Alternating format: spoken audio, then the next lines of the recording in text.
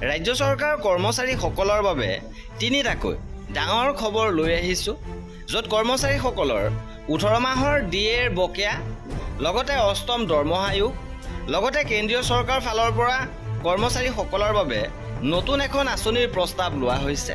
সবিশেষ আপোনালোকক জনাব বিচাৰিছোঁ। কেইবাটাও ভাল খবৰ আপোনালোকে লাভ কৰিব। ভিডিঅ'টো প্ৰথমৰ পৰা শেষলৈকে চাই থাকিব। জনাব বিচাৰিছোঁ প্ৰথমটো গুৰুত্বপূৰ্ণ খবৰ, কৰ্মচাৰীসকলে 18 মাহৰ ডিএৰ বকেয়া কেতিয়াকৈ লাভ কৰিব। কোভিডৰ সময়ত 2020 চনৰ মাৰ্চৰ পৰা 21 চনৰ জুন মাহলৈকে কৰ্মচাৰীসকলৰ ডিএৰ বকেয়া এতিয়াও বাকী আছে। দেশখনে অৰ্থনৈতিক সংকটৰ সৈতে যুঁজি আছিল আৰু সেয়েহে এই কঠিন সময়ৰ পৰিপ্ৰেক্ষিতত সেই সময়ত ডিএ বকেয়া প্ৰদান কৰা হোৱা নাছিল আৰু শেহতীয়াকৈ দিল্লীত অনুষ্ঠিত হোৱা ৰাষ্ট্ৰীয় পৰিষদ JCMৰ স্থায়ী সমিতিৰ 63 সংখ্যক বৈঠকত এই বিষয়টো পুনৰ উত্থাপন কৰা হৈছে আৰু চৰকাৰক দাবী জনাইছে যে 18 মাহৰ ডিএৰ বকেয়া কেতিয়াকৈ প্ৰদান কৰিব।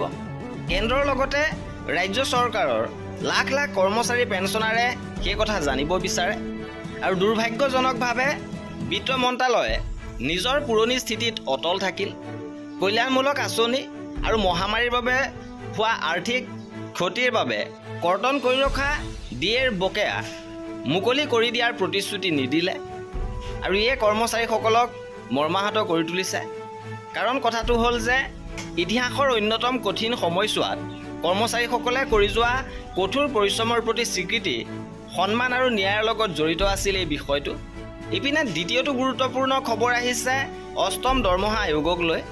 অষ্টম দৰমহা আয়োগক লৈ ভাল খবৰ দিছে।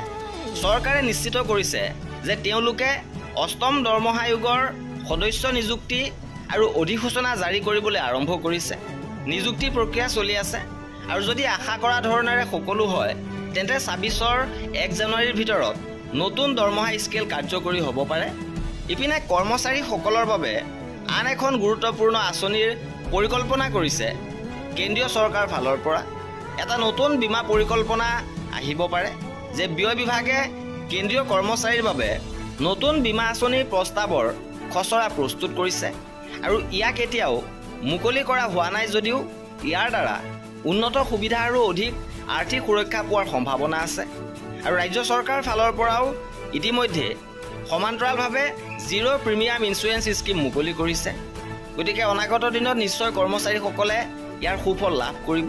আৰু এয়া আছিলে কৰ্মচাৰীসকলৰ বাবে তিনিটা গুৰুত্বপূৰ্ণ খবৰ। আৰু কৰ্মচাৰী পেঞ্চনাৰৰ সকলো খবৰ পাই থাকিবৰ বাবে আমাৰ চেনেলটো ছাবস্ক্ৰাইব কৰি ৰাখিব। ভিডিঅ'টো শেষলৈকে চোৱাৰ বাবে বহুত ধন্যবাদ।